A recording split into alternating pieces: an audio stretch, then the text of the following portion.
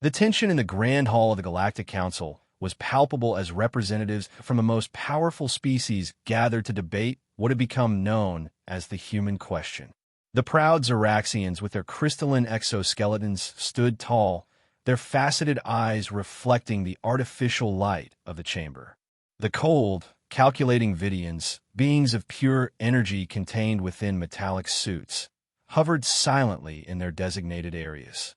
The enigmatic Nkri, known for their wisdom but shrouded in mystery, sat in meditative poses, their 6 eyes closed as if in prayer. Ambassador Evelyn Hayes, a veteran diplomat with 30 years of interstellar service, stood alone at the center of the chamber. Her silver-streaked hair was pulled back in a severe bun, her weathered face a mask of diplomatic neutrality despite the hostility directed at her.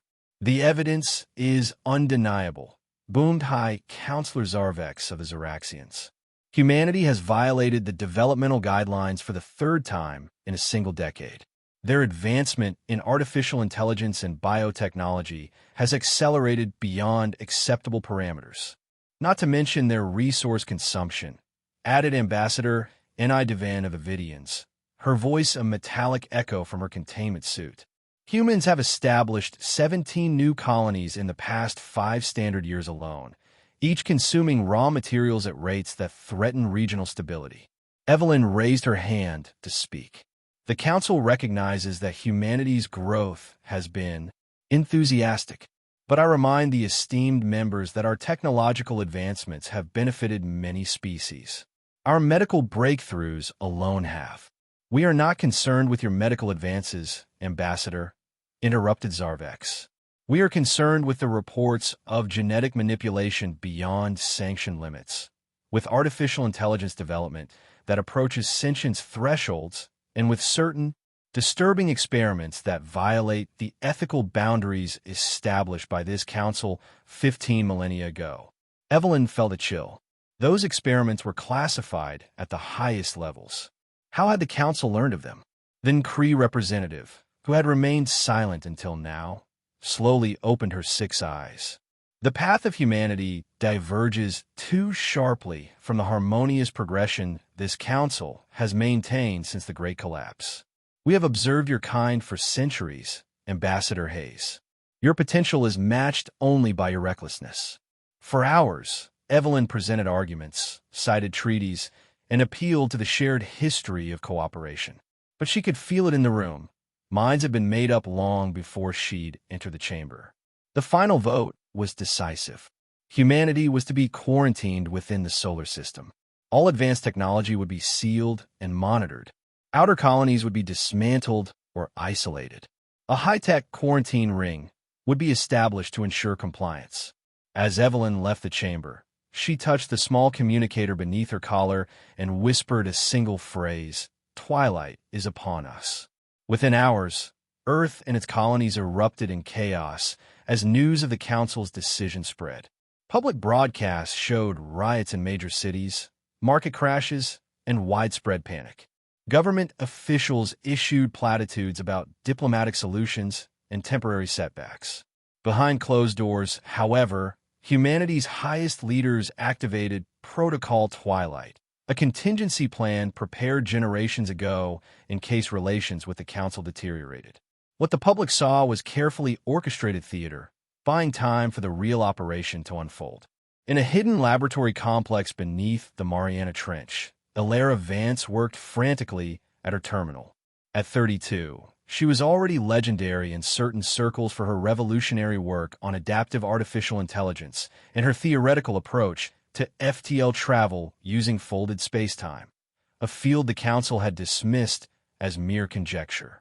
The Council's enforcers will begin implementing the quarantine ring in 72 hours, said the holographic projection of Admiral Kalen Rex, his weathered face grave. "How soon can you have the first wave ready?" Elara brushed a strand of dark hair from her face, her eyes never leaving the complex equations scrolling across her screen. "The Jupiter and Mars staging points are already at 90% capacity. The outer colony evacuation is proceeding ahead of schedule. We'll be ready. And the cloaking technology? Better than we hoped." The Council relies on quantum entanglement detection, but our phase-shifting approach operates on principles they haven't even theorized yet. As long as we maintain radio silence and stay on the pre-planned trajectories, we should remain invisible to their sensors. Across the solar system and beyond, in hidden shipyards and underground facilities, massive vessels took shape, the culmination of decades of secret preparation. These seed ships, each capable of carrying tens of thousands of passengers in stasis, plus vast genetic repositories and cultural databases, represented humanity's rejection of the Council's sentence. The evacuation was silent and methodical. Priority was given to scientists, engineers, artists, philosophers, and their families, those who could rebuild civilization. Military personnel who had trained for this eventuality provided security and would form the defense forces of the new settlements. On the eve of the quarantine ring's activation, hundreds of seed ships slipped away from hidden launch points throughout the solar system and distant colonies, using stealth technology and carefully plotted courses to avoid detection. A few were spotted and forced to self-destruct to protect the main fleet, their crews making the ultimate sacrifice to ensure humanity's continuation. Alara Vance and Admiral Rex commanded two of the key seed ships, each facing unique challenges as they journeyed into unexplored space beyond the Council's influence, toward an uncertain but free future. As her seed ship, the Prometheus, entered the final jump sequence that would take them beyond known space, Alara watched on the view screen as the faint blue of Earth disappeared among the stars. Tears welled in her eyes, but her voice remained steady as she addressed the ship's AI. Athena, record in the ship's log. Day 1 of humanity's diaspora has begun. We carry with us not just the genetic and cultural heritage of our species, but the dream of a future where we determine our own destiny. The Council believes they have contained us. They are wrong. This is not our end. It is merely our metamorphosis. The ships vanished into the darkness, unseen and untracked. The greatest migration in human history had occurred right under the Council's watchful eyes, and they had no idea. The journey was long and perilous. Not all seed ships reached their destination. Some are lost to cosmic phenomena, others to technical failures. But most eventually arrived at what the navigators had designated the Nebula Archipelago, a dense cluster of young star systems surrounded by thick nebulae on the galactic rim, an area Council surveys had always deemed worthless or too dangerous to explore. The first priority was security. Using advanced stealth technology and a natural cover provided by the nebulae, the human refugees began building not traditional planetary colonies, but space habitats of unprecedented scale and sophistication. Instead of terraforming planets, a process easily detected from afar, they constructed O'Neill rings, miniature Dyson spheres, and massive mobile space stations, all designed to be difficult to detect and easy to relocate if necessary. Alara Vance, now in her 50s, had become one of the chief architects of the new society, which had taken the name Diaspora Alliance. Her focus was on the harmonious integration of artificial intelligence into every aspect of the new civilization and the development of new energy sources based on zero-point energy, drawing power from the quantum foam of space itself, a technology that had been theoretical at best when they left Earth. "We're not just surviving out here," she told the Diaspora Council during its 5th anniversary meeting. "We're thriving in ways we never could have under the Council's restrictions. Without their developmental guidelines holding us back, we're rediscovering what humanity is truly capable of." The centuries passed. Isolated from the rest of the galaxy, humans in the diaspora evolved rapidly along technological, biological, and even spiritual paths that diverged dramatically from those of the Council species. Biotechnology advances extended lifespans significantly, enhanced cognitive abilities, and allowed adaptation to harsh environments without terraforming. Some groups began exploring and developing latent psionic abilities through a combination of technology and meditative practices derived from ancient Earth traditions but enhanced with neural interfaces.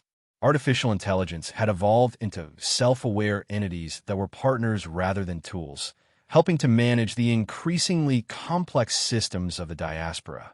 Each AI was unique, with its own personality and specializations, and they were considered full citizens with rights and responsibilities.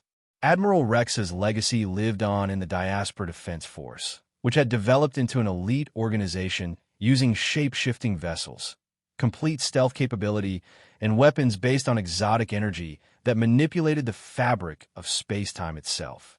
Throughout their isolation, the Diaspora maintained distant observation of the Council through long-range stealth probes and data analysis AIs. What they saw was concerning: stagnation, increasing bureaucracy, and growing factions within what had once been a unified governing body. "They've stopped innovating," reported Solar Commander Talia, Rex, great-granddaughter of Admiral Kalen Rex, as she presented her findings to the Diaspora High Council. "Their technological development plateaued about a century after we left. Their social structures are calcifying, and there are indications of increasing unrest among the younger species that have joined the Council since our departure. Should we consider re-establishing contact?" asked one of the Council members. Talia shook her head firmly. "Not yet. The quarantine is still officially in effect, and despite their stagnation, they still possess significant military capabilities. Our advantage lies in our advancement and our secrecy. The moment they become aware of us, that advantage disappears." The Council voted to maintain isolation but increase surveillance, watching and waiting for the right moment, or the right catalyst, to reveal themselves. In Council space, Ambassador Zyler of the long-lived Telosian species, who had witnessed the human band centuries ago, had begun to piece together troubling fragments of information. Now in the twilight of his long life, Zyler had never been entirely comfortable with the Council's decision regarding humanity, though he had not opposed it openly at the time. Recent reports from scout ships and research stations at the edges of Council space troubled him. Unexplained energy signatures, vessels disappearing without trace, strange anomalies that defied standard analysis. He began to suspect that the band might not have been as successful as the Council believed. Before he could pursue his suspicions further, however, a new and terrifying threat emerged that would change the course of galactic history. They came from the intergalactic void, or perhaps from another dimension entirely. Massive entities of pure energy that astronomers soon named Star Eaters. These non-biological beings, seemingly drawn to high-energy civilizations, began systematically consuming the energy of entire star systems, leaving behind dead stars and frozen planets. They did not communicate, did not negotiate, only consumed. The first attacks came at the outer rim of Council space. Colony worlds sent desperate distress signals before going silent. Council warships dispatched to investigate either returned with terrifying footage or didn't return at all. The Council's traditional weapons, matter-antimatter warheads, quantum disruptors, even artificial singularity generators, proved completely ineffective against the Star Eaters. They were energy beings that seemed to exist partially outside normal space-time, making conventional physics-based weapons useless against them. As the crisis deepened, the once mighty Galactic Council began to fracture. Species that had coexisted peacefully for millennia now turned on each other, blaming ancient rivals for the current catastrophe or hoarding resources in anticipation of worse to come. The stronger species fortified their core worlds, abandoning their responsibilities to the galactic community. The human quarantine ring around the solar system was left unmaintained, its resources diverted to the failing war effort. The proud Xeraxians and the cold Vidians, once the loudest voices calling for humanity's expulsion, now faced extinction as the Star Eaters advanced toward their homeworlds. Their pleas for aid from other council members fell on increasingly deaf ears. Ambassador Zyler, watching the council he had served for centuries tear itself apart, gathered a small group of like-minded scientists and diplomats from various species. They met in secret aboard his private vessel, orbiting a nameless moon far from the political chaos. "The conventional weapons of the Council have failed," Zyler told the assembled group, His once vibrant scales now faded with age. We need something different, something the Star Eaters haven't encountered before. I believe there may be one source of such innovation. A Vidian scientist, Naricole, tilted her containment suit in a gesture of confusion. What source? We've consulted every species in the Council. Not every species, Xyla replied quietly. There's one we deliberately excluded centuries ago, one known for their unconventional thinking. Silence fell over the group as they realized what he was suggesting. The humans are gone, said a Zorasian military officer eventually. Their civilization was dismantled, their colonies abandoned or absorbed. Even if some survived on their homeworld, they would have regressed technologically under the quarantine. They can't help us. Xyler's aged eyes gleamed with a hint of his former vigor. Perhaps, but there were always rumors, even at the time of the ban, whispers of a protocol they called Twilight. I dismissed them then as fantasy, but now I wonder, what if some of them escaped? What if somewhere out there humanity continued to develop along its own path, unconstrained by our guidelines? The idea seemed far-fetched, even desperate, but desperation was all they had left. Using an ancient forbidden device, a relic from a long-extinct species capable of sending signals through subspace in ways that defied standard detection, Xyler and his allies transmitted an encoded distress call aimed at regions of space where humanity might have fled.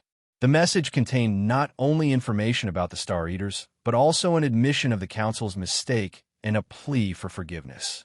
If they're out there, Xyler said as the signal was sent, I hope they're listening, and I hope they're more forgiving than we were.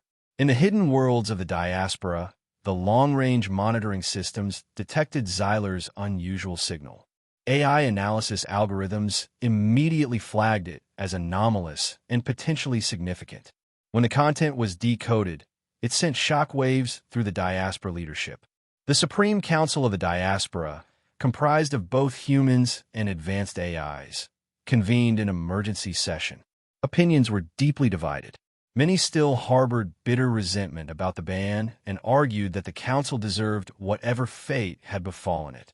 Let them face the consequences of their arrogance, said Mentor Sophia, one of the oldest AIs in the diaspora, whose consciousness had been running continuously since before the Exodus. They feared our potential and tried to extinguish it. Now they seek our help because they have stagnated. Others argued from strategic self-interest. If these Star Eaters consume the Council worlds, they will eventually find us as well, pointed out High Minister Elias Vance, a distant descendant of Alara. Better to confront them now, with the Council's remaining resources supplementing our own, than to face them alone later. But it was Fleet Commander Lyra Rex who made the most compelling case, a direct descendant of Admiral Kalen Rex. She possessed not only formidable military acumen, but also had developed powerful psionic abilities that allowed her to sense patterns and possibilities that others missed. Rising from her seat at the council table, her presence seemed to fill the chamber. At 34, she was young for her position, but her natural leadership abilities had propelled her rapidly through the ranks of the Defense Force.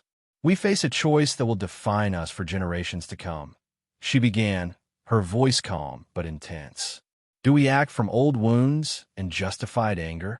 Or do we act from the best traditions of humanity, compassion, courage, and an unwavering belief in the possibility of a better future?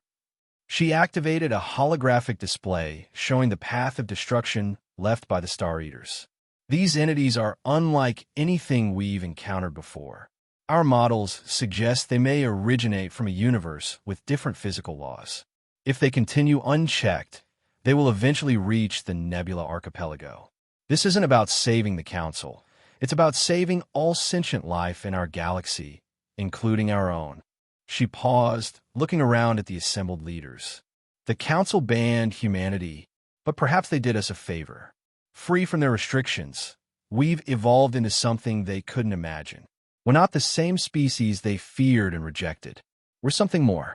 This is our opportunity to prove it, not just to them, but to ourselves. After 3 days of intense debate, the decision was made. The diaspora would intervene. The appearance of the diaspora fleet stunned what remained of the Council forces.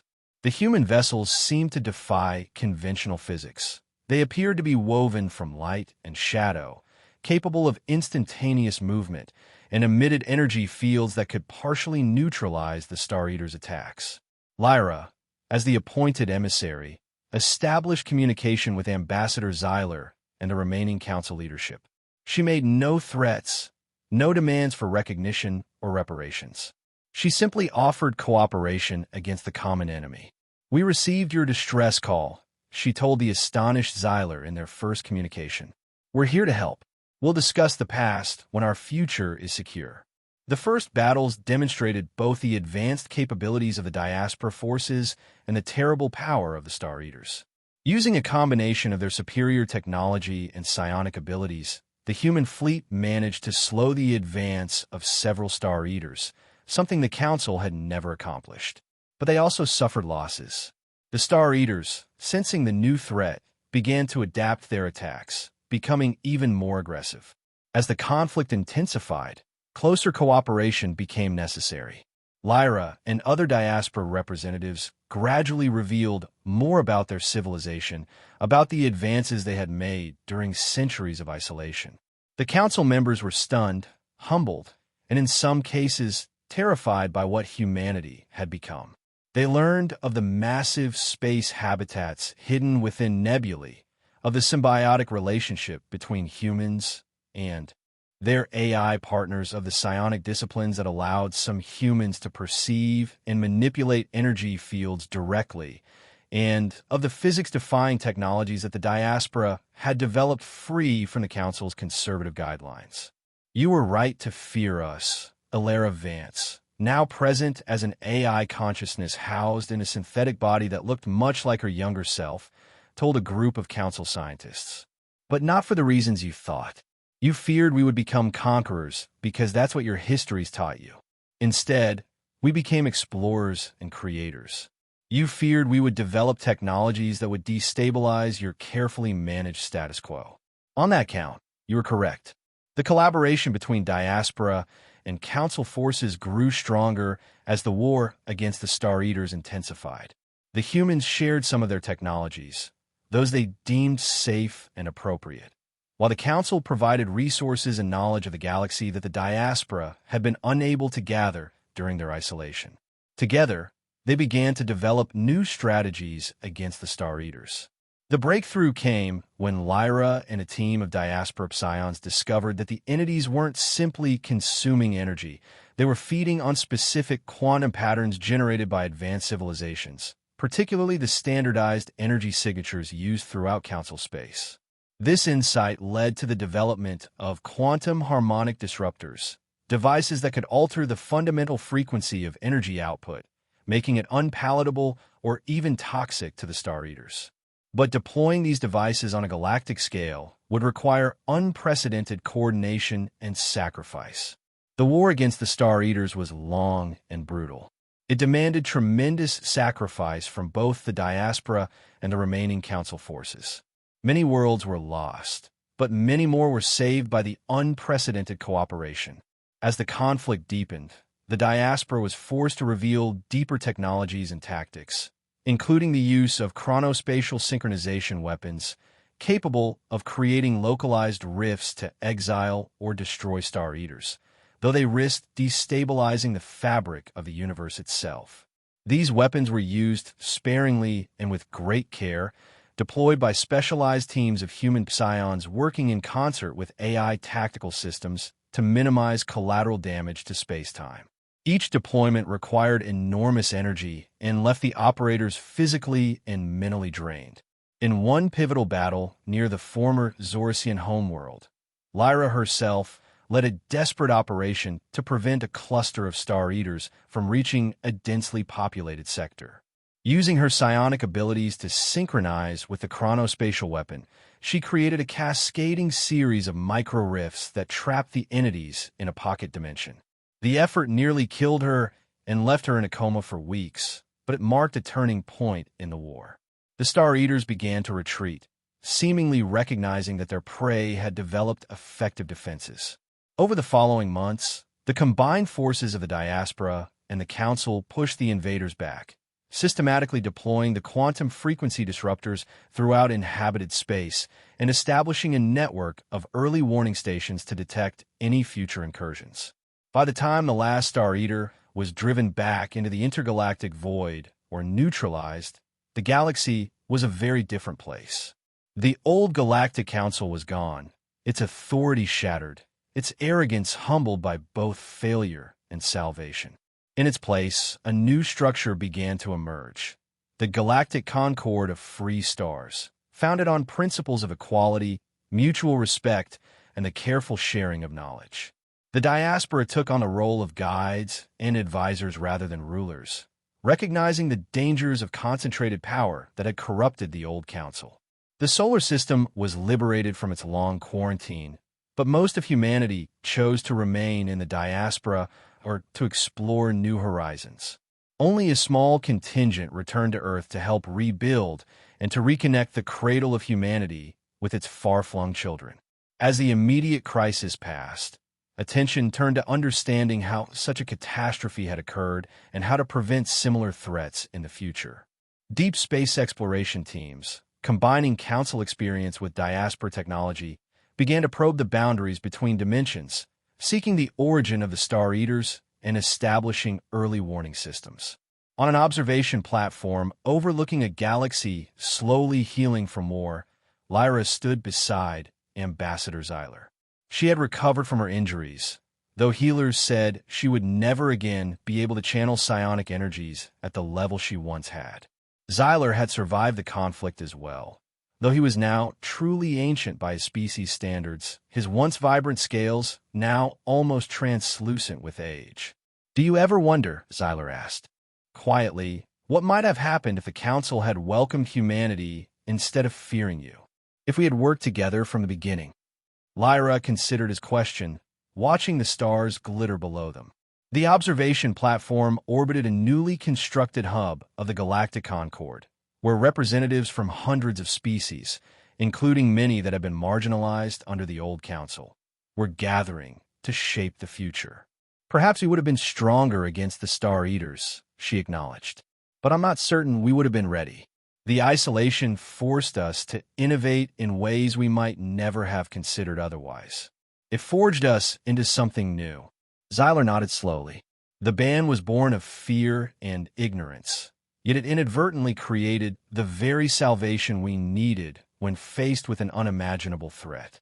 There is a profound irony there. "They banned humanity," Lyra said, echoing a phrase that had become something of a motto among her people. But it was already too late.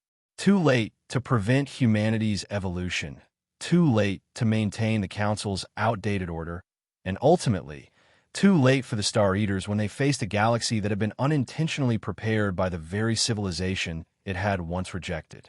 As they stood in contemplative silence, a new star suddenly blazed to life in a nearby nebula.